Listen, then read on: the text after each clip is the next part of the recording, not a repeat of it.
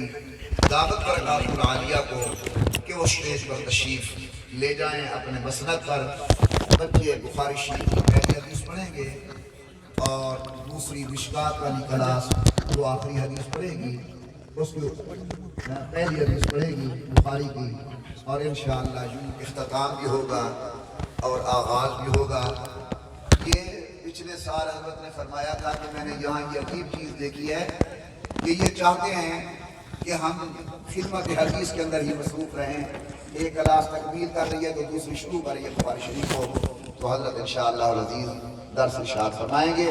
آپ سب سے گزارش ہے نہایت اطمینان، سکون اور تسلی سے تشریف رکھیں. انشاءاللہ اختتامی دعا ہوگی. اور تمہیں علم ہے کہ بخاری شریف کے اختتام پر تکمیل پر جو دعا مانگی جاتی ہے بزرگوں کا مشاہدہ یہ ہے کہ اللہ تبارک و تعالیٰ قبول فرماتے ہیں. بسم اللہ. پڑھو سپیکر بناؤ جی، سپیکر. میں چل کر والا.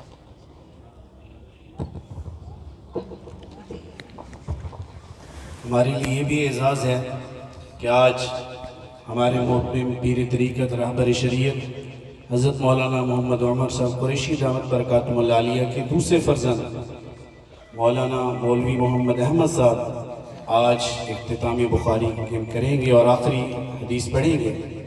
حافظ صاحب الحمدللہ تشریف لا چکے ہیں، ہمارے ساتھ بیٹھے ہیں، اور مجھے وہ یہ کہہ رہے ہیں کہ سامعین سے درخواست کر لیں کہ وہ میری صحت کے لیے دعا کریں.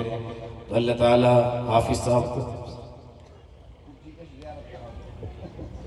ہمارے یہ دلہا ہیں سٹیج کے، ختم بخاری پر بھی تشریف فرما ہوتے ہیں، جن کی آپ زیارت کر لیں، آج زیارت پر گزارا کریں. ماشاءاللہ ابھی اسٹیج پر تشریف لے آئے ہیں جامعہ مظاہر علوم کے شیخ الحدیث استاد العلماء حضرت مولانا محمد اشرف صاحب. اللہ تعالیٰ ان کی تشریف آوری ہمارے لیے باعث برکت بنائے. او بسم اللہ ماشاءاللہ. تشریف رکھیں حضرت جی. بسم اللہ الرحمن الرحیم. اللہم صل علی محمد وعلی آل محمد كما صليت على إبراهيم وعلى آل إبراهيم إنك حميد مجيد.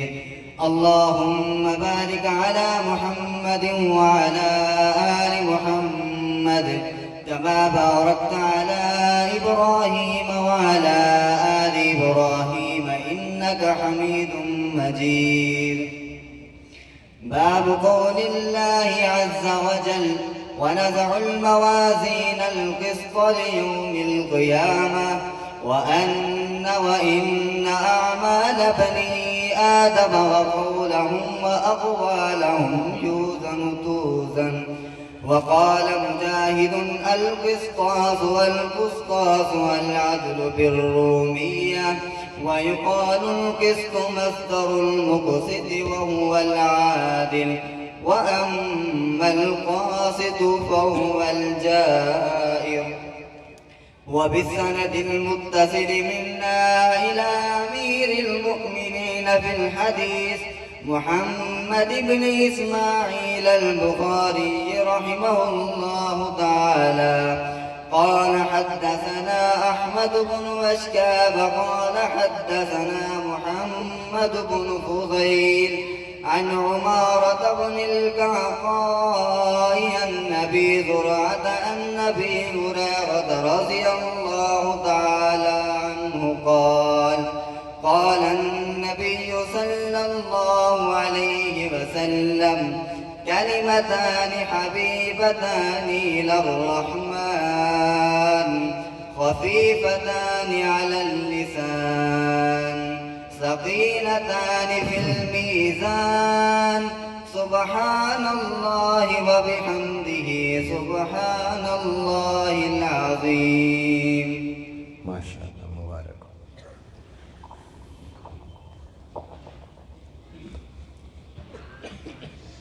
بسم الله الرحمن الرحيم. اللهم صل على محمد وعلى آل محمد كما صليت على إبراهيم على إبراهيم وعلى آل إبراهيم إنك حميد مجيد. اللهم بارك على محمد وعلى آل محمد كما باركت على إبراهيم وعلى آل إبراهيم إنك حميد مجيد. باب كيف كان بدء الوحي إلى رسول الله صلى الله عليه وسلم وقول الله عز وجل إنا أوحينا إليك كما أوحينا إلى نوح والنبيين من بعده. وبه قال حدثنا الحميدي قال حدثنا سفيان قال حدثنا يحيى بن سعيد الأنصاري قال أخبرني محمد بن إبراهيم التيمي أنه سمع علقمة بن وقاص الليثي يقول سمعت عمر بن الخطاب رضي الله تعالى عنه على المنبر يقول سمعت رسول الله صلى الله عليه وسلم يقول إنما الأعمال بالنيات وإنما لامرئ ما نوى. فمن كانت هجرته إلى دنيا يصيبها أو إلى امرأة ينكحها فهجرته إلى ما هاجر إليه.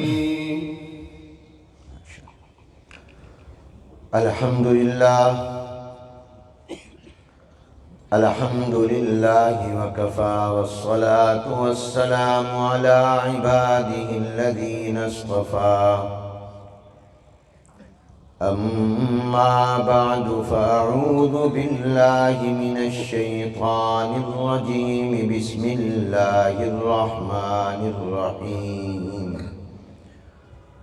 وما أمروا إلا ليعبدوا الله مخلصين له الدين. وقال الله تبارك وتعالى ونضع الموازين القسط ليوم القيامة. وقال النبي صلى الله عليه وسلم إنما الأعمال بالنيات. وقال النبي صلى الله عليه وسلم كلمتان حبيبتان إلى الرحمن خفيفتان على اللسان ثقيلتان في الميزان سبحان الله وبحمده سبحان الله العظيم. صدق الله العظيم وصدق رسوله النبي الكريم ونحن على ذلك لمن الشاهدين والشاكرين والحمد لله رب العالمين.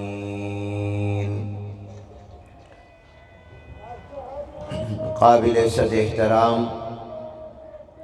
حضرات علماء کرام، مشائخ عظام، اساتذہ کرام، شیوخ حدیث، بزرگان محترم، برادران اسلام اور طلباء عزیز، السلام علیکم ورحمۃ اللہ وبرکاتہ۔ آج بتاریخ 15 رجب المرجب سن 1442 ہجری مطابق 28 فروری سن 2021 بروز اتوار بعد نماز ظہر جامعہ دارالمبلغین کوٹ ادو ضلع مظفر گڑھ پنجاب پاکستان کے سالانہ اجتماع میں ہم سب کی شرکت باعث سعادت ہے۔ دعا ہے اللہ تبارک و تعالی اسے ہماری بخشش، مغفرت اور نجات کا سبب بھی بنا دے۔ میں شکر گزار ہوں ممتاز عالم دین قائد اہل سنت حضرت مولانا دوست محمد صاحب قریشی رحمۃ اللہ علیہ کے جانشین اور ان کے صاحبزادے حضرت مولانا محمد عمر قریشی صاحب دامت برکاتہم العالیہ کا، جو بڑی محبت سے ہر سال اس سعادت میں شریک ہونے کی دعوت دیتے ہیں اور پھر اس بات کا حکم بھی فرماتے ہیں کہ میں بخاری شریف کی پہلی اور آخری حدیث کا درس سناؤں اور اپنا سبق سناؤں، کیونکہ یہ مقام انہی کا ہے اور اس مجلس میں موجود ان اساتذہ اور شیوخ حدیث کا ہے جو علم کے اعتبار سے بھی اور عمل کے اعتبار سے بھی اور تدریسی تجربے کے اعتبار سے بھی مجھ سے بدرجہ بہتر ہیں۔ مجھے ان سے کوئی نسبت نہیں ہے اور یہ کوئی کسر نفسی یا تواضع نہیں، بلکہ بیان واقعہ ہے کہ میں اس کا اہل نہیں ہوں۔ وہ اپنی محبت سے یہ ارشاد فرما دیتے ہیں اور میں یہ نیت کرتا ہوں ہر سال کہ اپنا سبق سناؤں ان علماء اور اکابر کو، کوئی غلطی ہو تو یہ اصلاح فرما دیں۔ میرے بہت ہی مہربان، محب اور مخلص بھائی اور ممتاز عالم دین، جن سے اللہ تعالیٰ برطانیہ اور یورپ میں خاص طور پر اسلام کی دعوت و تبلیغ اور اشاعت کا برس سے کام لے رہے ہیں۔ میری مراد حضرت مولانا امداد اللہ قاسمی صاحب دامت برکاتہم العالیہ، جو اس اجتماع میں ہر سال خصوصی طور پر تشریف لاتے ہیں، ان کا بھی اس میں اشارہ ہی نہیں بلکہ حکم ہو جاتا ہے کہ میں یہاں حاضری بھی دوں اور یہ سبق بھی سناؤں۔ آپ دعا فرما دیں اللہ مجھے صحیح اور حق بات کہنے کی اور آپ حضرات کو سننے سمجھنے کی اور پھر ہم سب کو عمل کی توفیق عطا فرما دیں۔ اہل علم کا اجتماع ہے، اہل تقوی کا اجتماع ہے، اہل دل کا اجتماع ہے، اور پھر سب سے بڑھ کر یہ کہ امام الانبیاء رحمت عالم حضرت محمد الرسول اللہ، سب محبت سے کہہ دیں صلی اللہ علیہ وآلہ وسلم کی احادیث مبارکہ کے درس کا اجتماع ہے۔ اس کے انوار اور برکات اللہ ہم سب کو نصیب فرمائے۔ یہ مجالس الحمدللہ مدارس کی برکت سے نصیب ہوتی ہیں۔ اللہ ان مدرسوں کو ہمیشہ قائم دائم رکھے، اللہ ان کو چمکتا دمکتا رکھے، اور اللہ تعالی ان مراکز علم دین کو آباد رکھے۔ ہمارے عزیز طلباء نے، جن میں ہمارے حضرت مولانا کا بیٹا بھی ہے اور ہمارا بھتیجا بھی ہے، جو اس سال دورہ حدیث سے فارغ ہو رہا ہے اپنے ساتھیوں کے ساتھ، تو میں سب سے پہلے ان تمام طلباء کو، ان کے والدین اساتذہ کو مبارکباد پیش کرتا ہوں۔ 16-17 سال پہلے جو خواب دیکھا تھا، آج الحمدللہ وہ خواب پورا ہو رہا ہے۔ جو تمنا اور آرزو تھی، آج وہ ایک مرحلہ تعلیم کو حاصل کر کے تکمیل کو پہنچ رہی ہے۔ اس مجلس میں ان عزیز طلباء نے قرآن کریم کے بعد سب سے زیادہ صحیح اور معتبر اور مستند اور مقبول اور مشہور و معروف کتاب صحیح بخاری شریف، جس کا نام الجامع الصحیح المسند المختصر من امور رسول اللہ صلی اللہ علیہ وسلم ہے۔ اس کو بخاری تو اس لیے کہا جاتا ہے کہ اس کو جمع امام بخاری نے کیا، ورنہ نام اس کتاب کا ہے الجامع الصحیح المسند المختصر من امور رسول اللہ صلی اللہ علیہ وسلم و سننہ و ایامہ، یعنی یہ کتاب جامع ہے۔ محدثین کی اصطلاح میں جامع اس کتاب کو کہتے ہیں جس میں 8 قسم کے ابواب اور 8 قسم کے مسائل کی احادیث ہوں۔ اس کی تفصیل کا یہ وقت نہیں۔ یہ مسند ہے، ہر حدیث اس میں وہ ہے جس کی سند جناب نبی کریم رحمت عالم حضرت محمد الرسول اللہ صلی اللہ علیہ وسلم تک پہنچتی ہے۔ یہ صحیح ہے، اس میں جتنی احادیث امام بخاری نے جمع کی وہ ساری صحیح اور معتبر ہیں، اور یہ حضور علیہ السلام کی لاکھوں احادیث میں سے انتخاب ہیں، اس لیے اس کو مختصر بھی کہا جاتا ہے۔ یہ کتاب جو عظیم الشان ہے، جس کو اللہ نے قبولیت عامہ بھی عطا کی اور قبولیت تامہ بھی عطا فرمائی۔ اس قرآن کریم کے بعد سب سے زیادہ پڑھی جانے والی علمی حلقوں میں یہی کتاب ہے جس کو بخاری شریف کہتے ہیں۔ اس کی پہلی حدیث پڑھی گئی اور آخری حدیث پڑھی گئی، اور پہلی حدیث سے پہلے جو عنوان جس کو ہم باب کہتے ہیں وہ بھی پڑھا گیا، اور آخری حدیث سے پہلے جو عنوان ہے جس کو ہم ترجمۃ الباب باب کہتے ہیں وہ بھی پڑھا گیا۔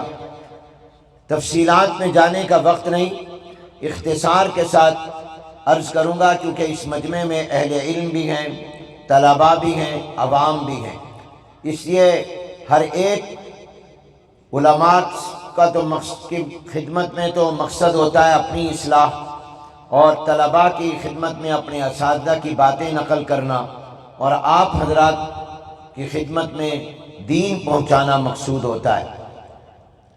تو اس لیے کوشش ہوتی ہے کہ ایسی بات کی جائے جو سب کی سمجھ میں آئے، ہر ایک کو اس کا فائدہ ہو۔ بہت سی علمی باتیں ہوتی ہیں، فنی باتیں ہوتی ہیں جن کا تعلق درسگاہ سے ہوتا ہے، کلاس روم سے ہوتا ہے، وہ وہاں انشاءاللہ جو رہ جائیں گی وہ استاد محترم ان عزیز طلباء کو درسگاہ میں بیان فرما دیں گے۔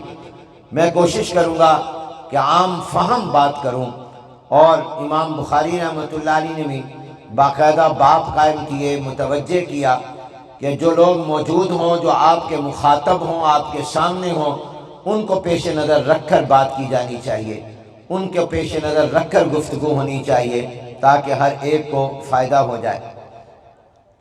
جو سب سے پہلا باب امام بخاری نے قائم کیا اور آخری باب اور پہلی اور آخری حدیث، اس میں جو پیغام دیے امام بخاری نے، جو بات ہمیں سمجھائی ہے، میں صرف انہی کو عرض کروں گا، اس کی بھی تفصیلات میں نہیں جاؤں گا۔ سب سے پہلا باب امام بخاری رحمۃ اللہ علیہ نے وحی کا قائم کیا ہے۔ یہ امام بخاری خود بھی نرالے ہیں، ان کی کتاب بھی نرالی ہے، اور ان کا انداز بھی نرالا ہے۔ یہ خود بھی منفرد ہے، ان کی کتاب بھی منفرد ہے، اور ان کا انداز بھی منفرد ہے۔ خود بھی بے مثال، کتاب بھی بے مثال، اور انداز بھی بے مثال۔ کسی نے اپنی کتاب کا آغاز وحی کی بحث سے نہیں کیا، امام بخاری نے اپنی کتاب کا آغاز وحی سے کیا۔ وحی کس کو کہتے ہیں، اس کی بھی بڑی قسمیں تعریف ہے، آپ مختصراً سمجھ لیں۔ وحی اللہ کے پیغام کو کہتے ہیں، وحی اللہ کی طرف سے جو چیز آئے اس کو کہتے ہیں۔ کس پر آئے؟ جو اللہ کا نبی ہے، جو اللہ کا پیغمبر ہے، جو اللہ کا رسول ہے، اس کے دل میں اللہ بات ڈالیں، فرشتوں کے ذریعے اللہ اس کو جو چیز دیں، فرشتے کے ذریعے، وہ وحی کہلاتی ہے۔ امام بخاری رحمۃ اللہ علیہ نے وحی سے اپنی کتاب کا آغاز کیوں کیا؟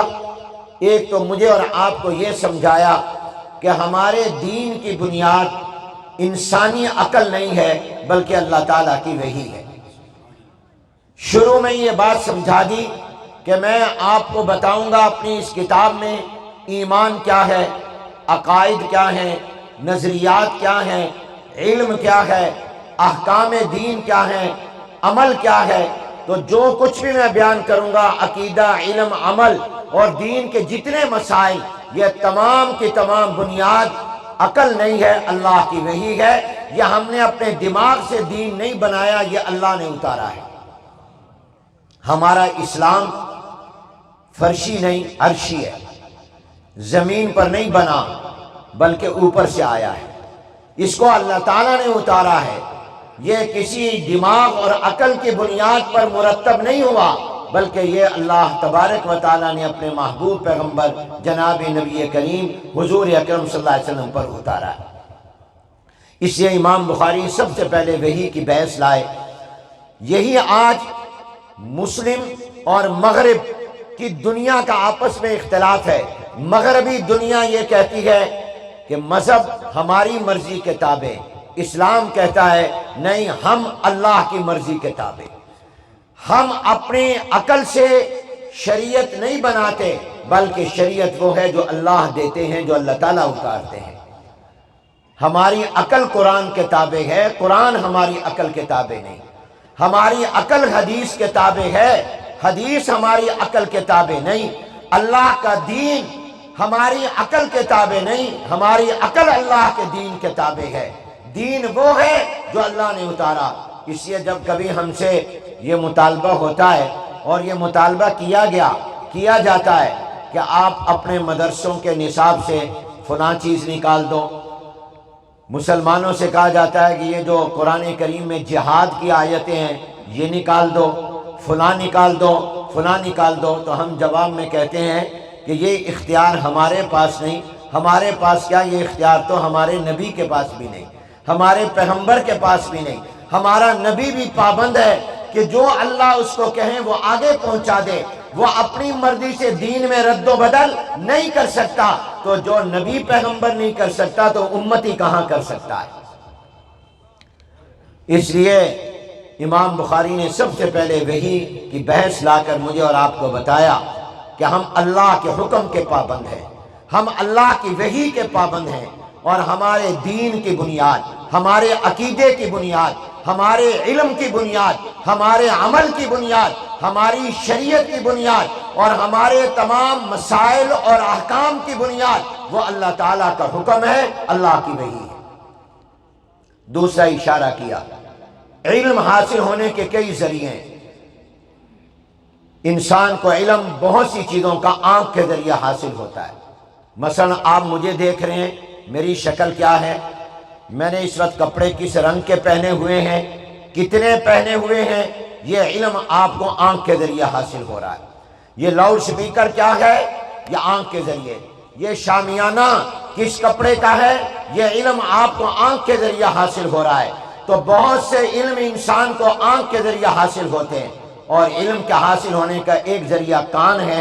میں بول رہا ہوں، آپ میری باتیں سن رہے ہیں، علماء کی سنیے، آپ نے جو باتیں انہوں نے دین کی بیان کی وہ آپ نے سنی، اور آپ کو ان کا علم حاصل ہوا آپ کے کان کے ذریعے۔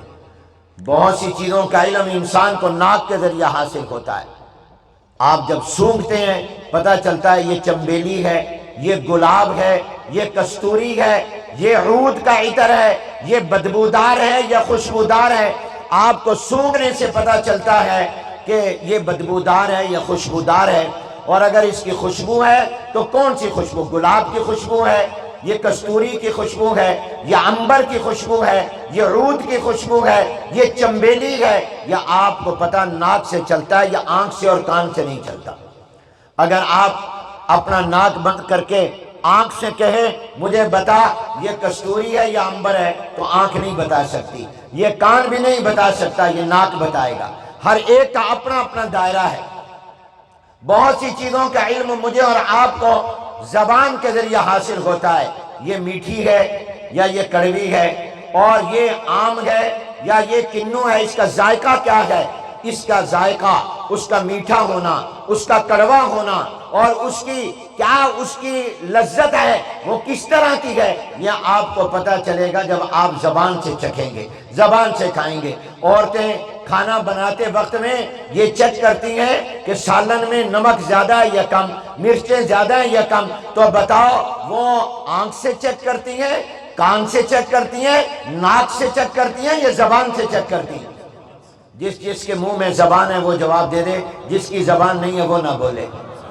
بولو ہے؟ اب دیکھو یہ بھی تم نے زبان سے جواب دیا مجھے، یہ علم بھی زبان سے آیا کہ آپ کو سمجھ آیا، مجھے اس کا پتہ آپ کی زبان سے چلا۔ تو بہت سی چیزوں کا علم انسان کو حاصل ہوتا ہے زبان کے ذریعے، قوت ذائقہ کے ذریعے، چکھنے کے ذریعے، اور یہ چیز سخت ہے یا نرم ہے، یہ گرم ہے یا ٹھنڈی ہے، اس کا پتہ مجھے ہاتھ سے چلتا ہے۔ میں ہاتھ لگاتا ہوں مجھے پتہ چلتا ہے یہ گدا ہے، میں ہاتھ لگاتا ہوں پتہ چلتا ہے یہ لوہا ہے۔ کسی نابینے کو بھی کہو یہ ہاتھ میں پکڑ، وہ نابینا بھی ہو تو کہہ دے گا یہ سخت چیز ہے۔ اگر آپ اس کو تکیہ دو وہ کہے گا یہ نرم ہے، اور اگر سخت تکیہ دو وہ ہاتھ لگا کر کہے گا یہ سخت تکیہ ہے، نرم لے کر آؤ۔ یہ تو بہت ہی آپ نے اس میں پتہ نہیں پتھر بھر دیے، روئی کیا بھر دی ہے، روئی والا لے کر آؤ۔ تو بہت سی چیزوں کا علم کس سے حاصل ہوا؟ ہاتھ کے ذریعے۔ تو اللہ نے انسان کو یہ علم حاصل کرنے اور حاصل ہونے کے ذریعے دیے ہیں۔ آنکھ اس کا ایک محدود دائرہ ہے، یہ وہ کام نہیں کر سکتی جو کان کرتا ہے، یہ وہی کرے گی جو اللہ نے اس کی ڈیوٹی لگائی، مگر آنکھ کی ایک حد بھی ہوگی۔ ایک اس کی حد ہے، اس کی رفتار کہاں تک جائے گی، ایک ہے اس کی معلومات کے اعتبار سے، دونوں اس کے دائروں میں وہ اپنے رہتی گئے۔ اب آنکھ یہ نہیں بتا سکتی دیوار کے پیچھے کیا ہے، اس تمبو کے پیچھے کیا ہے، یہ کنات کے پیچھے کیا ہے، موٹر سائیکل کھڑا ہے، سائیکل کھڑا ہے، آپ کو نہیں پتہ چلے گا۔ تو ان کا دائرہ ہے، کان کا بھی، زبان کا بھی، ہر چیز کا ایک دائرہ متعین ہے۔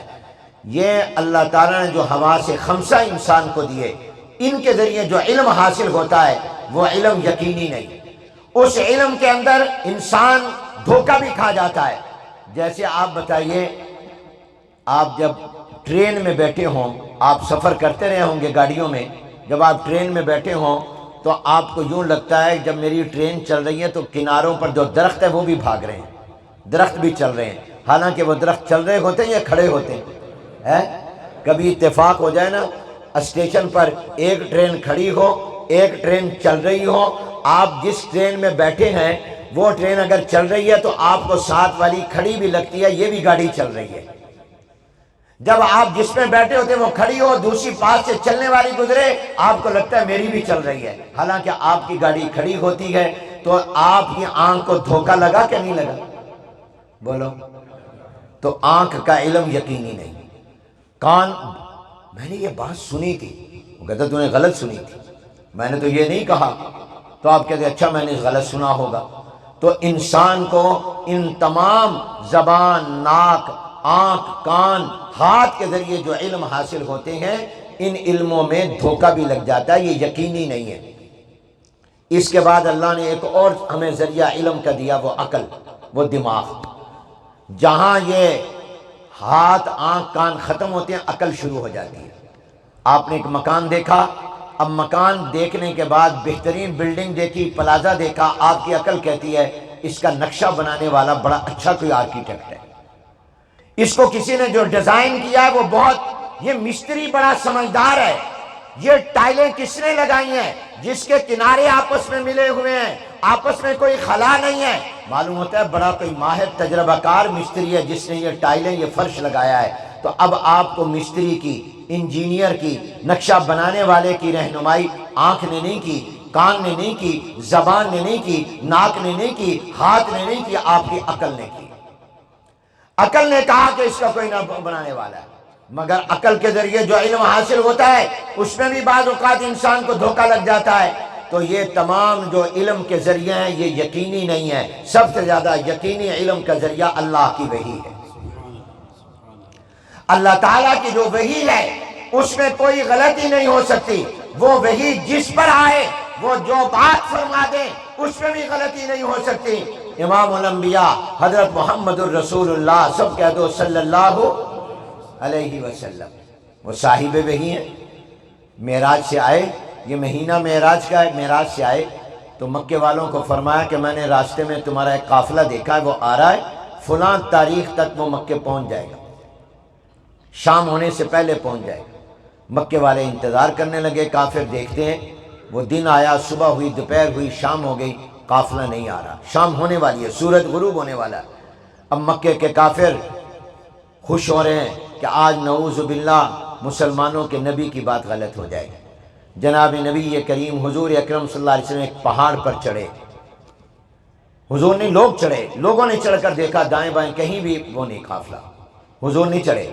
حضور علیہ السلام نے ہاتھ اٹھائے، اللہ میں نے ان کو کہا تھا کہ وہ قافلہ ان کا جو لوگ گئے ہوئے تھے وہ واپس آ رہے ہیں اور آج شام سے پہلے آ جائیں گے، اب وہ تو ابھی آ نہیں رہے، کہیں آثار نہیں ہے، تو میری بات غلط نہ ہو جائے۔ تو اللہ نے سورج کو حکم دیا، خبردار تجھے غروب ہونے کی اجازت نہیں جب تک میرے محمد کے فرمانے کے مطابق وہ قافلہ واپس مکے نہ آ جائے، تو نے غروب نہیں ہونا۔ نعرہ تکبیر، شان رسالت، شان رسالت۔ تو کھڑے ہو کر انتظار کر، میرے نبی کے بتانے کے مطابق جب وہ قافلہ مکے آ جائے گا پھر تو غروب ہونا۔ وہ قافلہ مکے پہنچا تو پھر سورج غروب ہوا، سورج کا نظام بدل گیا، محمد عربی کا فرمان نہیں بدلا۔ سورج کا نظام غلط ہو گیا، حضور علیہ السلام کا نظام کا فرمان غلط نہیں ہوا۔ کیوں؟ حضور علیہ السلام جو فرماتے ہیں وہ بھی وہی ہے۔ سب کچھ غلط ہو سکتا ہے، وہی غلط نہیں ہو سکتی۔ تو امام بخاری نے سب سے پہلے وحی کی بحث لا کر دو باتیں آپ کو مجھے سمجھائیں، کئی سمجھائی، میں نے دو عرض کی ہیں۔ ایک یہ کہ ہمارا دین عقل سے بنا ہے یا اللہ نے اتارا ہے؟ بولو بولو، اللہ نے اتارا ہے۔ دوسرا یہ کہ سب سے زیادہ یقینی قطعی 100% جو علم صحیح ہے وہ وحی والا ہے۔ وہ کیا ہے؟ وحی والا ہے۔ پھر امام بخاری جو سب سے پہلی حدیث لائے ہیں وہ انما الاعمال بالنیات، جس میں اخلاص کی طرف متوجہ کیا ہے۔ جو کام کرو اللہ کی رضا کے لیے کرو، جو کام کرو اللہ تعالیٰ کو خوش کرنے کے لیے کرو۔ جو کام اللہ کے لیے نہیں ہوگا وہ بڑا بھی ہو تو چھوٹا بن جائے گا، جو اللہ کے لیے ہوگا وہ چھوٹا بھی ہو تو بڑا بن جائے گا۔ جو کہ اللہ بڑے ہیں تو جو کام اللہ کے لیے کیا جائے وہ کام بھی سب سے بڑا ہے۔ اخلاص نیت اور حسن نیت، ان دو باتوں کی طرف متوجہ کیا۔ اخلاص نیت کا مطلب یہ ہے جو کام کرو اللہ کی رضا کے لیے کرو، اور حسن نیت کا مطلب یہ ہے کہ تھوڑا سا زاویہ نگاہ بدل لو، اگر نیت اچھی کر لو گے تو تمہاری عادت عبادت بن جائے گی، طبیعت شریعت بن جائے گی، دنیا دین بن جائے گی۔ سبحان اللہ، سبحان اللہ۔ 3 لفظ میں نے کہے، نیت اچھی ہو تو کیا ہوگا؟ عادت عبادت بن جائے گی، طبیعت کا تقاضا شریعت بن جائے گا، اور دنیا کا کام دین بن جائے گا۔ کیا بہترین نسخہ حضور اکرم صلی اللہ علیہ وسلم نے ہمیں فرمایا۔ اور کیا امام بخاری شروع میں حدیث لائے عظیم الشان کہ میرے اور آپ کی ساری دنیا دین بن جائے گی، ساری عادتیں عبادت بن جائیں گی، ساری طبیعت کے تقاضے شریعت بن جائیں گے اگر ہم اپنی نیت کو اچھا کر لیں۔ نیت ایسی چیز ہے۔ آپ کھانا کھاتے ہیں یا نہیں کھاتے؟ کوٹدو والوں بتاؤ، کھاتے ہو؟ آپ سچ سچ بتانا، کھانے کو آپ عبادت سمجھتے ہیں یا عادت سمجھتے ہیں؟ دیکھو جھوٹ نہ بولنا۔ آج تک کبھی تمہاری توجہ ادھر گئی کہ یہ جو میں کھانا کھانے لگا ہوں یہ عبادت ہے؟ عادت ہے، طبیعت کا تقاضا ہے، دنیا کا ایک کام ہے۔ لیکن اگر تم بخاری شریف کے پہلی حدیث پر عمل کر لو تو تمہارا کھانا عادت نہیں عبادت بن جائے گا، طبیعت نہیں شریعت بن جائے گا، دنیا نہیں دین بن جائے گا۔ وہ کیسے؟ نیت یہ کر لو کہ میں کھانا اس لیے کھا رہا ہوں کہ میرے اللہ کا حکم ہے کہ کھاؤ۔ نیت یہ کر لو کہ میں اس لیے کھا رہا ہوں تاکہ میرے جسم میں طاقت آئے اور میں اس طاقت کی وجہ سے پھر نماز پڑھوں، عبادت کروں۔ میرے جسم میں طاقت آئے تاکہ میں حلال رزق کماؤں، میرے جسم میں قوت آئے میں کھیتی باڑی کر سکوں، زراعت کر سکوں، کاروبار کر سکوں، دفتر میں جا سکوں۔ اور کھانا کھاؤ بھی سنت کے مطابق، ہاتھوں کو دھو کر بسم اللہ پڑھ کر دائیں ہاتھ سے کھانا کھاؤ اور آخر میں دعا پڑھ لو۔ آپ کا یہ کھانا کھانا عادت نہیں رہے گا، عبادت بن جائے گا، طبیعت نہیں شریعت بن جائے گا، دنیا نہیں دین بن جائے گا۔ इन्नमल आमालु बिन्नियात। पानी पीते हैं प्यास बुझाने के लिए, आदत के तौर पर, तबीयत का तकादा, ये दुनिया का काम। लेकिन अगर तुम पानी पियो इस नीयत से कि मेरे अल्लाह ने कहा कुलू वशरबू, खाओ भी पियो भी, जरूरत के वक्त में पीने का हुक्म अल्लाह ने दिया है, और मैं इसलिए पीता हूं मेरी प्यास बुझे, मेरी जिंदगी का सांस चलता रहे, मैं अल्लाह की इबादत करूं, कुरान पढ़ूं, नमाज पढ़ूं, कारोबार करूं, खेती बाड़ी करूं, ज़राअत करूं, अपनी जिम्मेदारियों को पूरा करूं, मेरा सांस चलता रहे, मैं अपनी ड्यूटियां देता रहूं, और बैठकर पानी पियो, बिस्मिल्लाह पढ़कर पियो, दाएं हाथ से पियो, 3 सांस में पियो। आपका पानी पीना आदत नहीं इबादत बन जाएगा, तबीयत नहीं शरीयत बन जाएगा, दुनिया नहीं दीन बन जाएगा। ये पानी पीना हुजूर से भी मिला देगा, अल्लाह से भी मिला देगा। कितनी प्यारी हदीस, इन्नमल आमालु बिन्नियात। शादी करते हो अपनी ख्वाहिश समझकर, दुनिया और तबीयत का तकादा समझकर, लेकिन अगर शादी इस नीयत और इरादे से करो कि मेरे नबी की सुन्नत है, पैगंबरों की सुन्नत है, अल्लाह ने फरमाया शादी करो, और इसलिए कर रहा हूं ताकि मैं गुनाह से बच जाऊं, मैं बदकारी से बच जाऊं, मैं जिना से बच जाऊं, मेरी बदनजरी खत्म हो जाए, मेरी निगाह महफूज रहे, और इसलिए अल्लाह नेक औलाद दे, इसलिए शादी कर रहा हूं ताकि मेरे ऊपर बीवी की जिम्मेदारी आए, मैं उसकी जिम्मेदारी अदा करूं। सुन्नत समझ कर करो, सुन्नत के मुताबिक करो, आपका शादी करना भी इबादत बन जाएगा, आदत नहीं रहेगा, दीन बन जाएगा, दुनिया नहीं रहेगा, तबीयत का तकादा नहीं रहेगा, शरीयत बन जाएगा। हत्ता के जाते कज़ाए हाजत के लिए हो, अपने जिस्म को हल्का करने जाते हो, लैट्रीन में और बैतुल खला में जाते हो, लेकिन अगर इस इरादे और नीयत से जाओ ताकि मैं हल्का फुल्का हो जाऊं, और ताकि मैं वापस आकर वुजू करके नमाज पढ़ सकूं, मेरी तबीयत में सुकून आ जाए, और मैं फिर अल्लाह की इबादत सुकून से कर सकूं, और जाओ भी इस तरह, बायां पांव पहले रखो, दायां बाद में रखो, दुआ पढ़ो, वापस निकलो तो दायां पांव पहले निकालो, बायां बाद में निकालो, दुआ पढ़ लो, आपका बैतुल खला में आना जाना आदत नहीं रहेगा, इबादत बन जाएगा। ये तबीयत का तकादा नहीं, शरीयत का बयान। बच्चों से प्यार करते हो, मेरा बेटा है, चूमते हो, लेकिन अगर ये नियत कर लो कि मेरे महबूब नबी ने फरमाया बच्चों से प्यार किया करो, हुजूर अलैहिस्सलाम बच्चों को चूमते थे, नियत ये कर लो तो आपका अपने छोटे बच्चों को प्यार करना दुनिया नहीं रहेगा, दीन बन जाएगा, आदत नहीं इबादत बन जाएगा, तबीयत नहीं शरीयत बन जाएगा। सारी दुनिया को दीन बना लो शरीयत और सुन्नत पर अमल करके, और सारे दीन को दुनिया बना सकते हो सुन्नत के खिलाफ बिदअत को इख्तियार करके। याद रखो, बिदअत दीन को दुनिया बना देती है, बिदअत इबादत को मासियत बना देती है, और सुन्नत आदत को इबादत बना देती है, तबीयत को शरीयत बना देती है, दुनिया को दीन बना देती है। तो इमाम बुखारी सबसे पहली हदीस लाए, कितनी प्यारी, इन्नमल आमालु बिन्नियात। जो काम करो किसके लिए करो, बोलो, तो फरमा दिया शुरू में अपनी नीयत ठीक कर लो, जो काम करो अल्लाह की रजा के लिए करो, अल्लाह की खुशनुदी के लिए करो, और जो काम अल्लाह की रजा के लिए होगा। रात मैंने शुजाबाद में भी अर्ज किया कि एक फाहिशा औरत है, बदकारा औरत है, हुजूर अलैहिस्सलाम ने फरमाया पहली कौमों में थी, प्यासे कुत्ते को पानी पिलाया, अल्लाह ने उसको जन्नतिया बना दिया।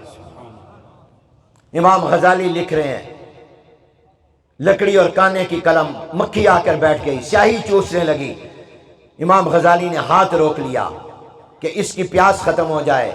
अल्लाह की बारगाह में इमाम गजाली पेश हुए तो अल्लाह ने फरमाया, इमाम गजाली तेरी इस नेकी की वजह से हम तुझे बख्श रहे हैं, क्योंकि तूने एक मक्खी प्यासी मक्खी की प्यास का ख्याल किया था, हमने तुझे जन्नती बनाने का फैसला कर लिया। इमाम अबू दाऊद साहिल समंदर पर खड़े हैं, समंदर के किनारे खड़े हैं, जैसे तुम कराची जाओ समंदर के किनारे, सामने बहरी जहाज नजर आते हैं, तो एक बहरी जहाज में एक आदमी को छींक आई, उसने कहा अल्हम्दुलिल्लाह। इमाम अबू दाऊद ने اب یہاں کھڑے کھڑے کہتے یرحمک اللہ، جواب نہ پہنچتا، سوچا یہ سوچے گا، جواب کسی نے نہیں دیا۔ ایک کشتی کو 3 درہم میں لیا، کہا مجھے اس بحری جہاز کے قریب لے جا جو ذرا آگے کھڑا ہوا ہے، وہاں جا کر اونچی آواز سے کہا یرحمک اللہ۔ غیب سے آواز آئی، امام ابو داؤد تو نے 3 درہم اور روپے کے بدلے میں جنت خرید لی ہے۔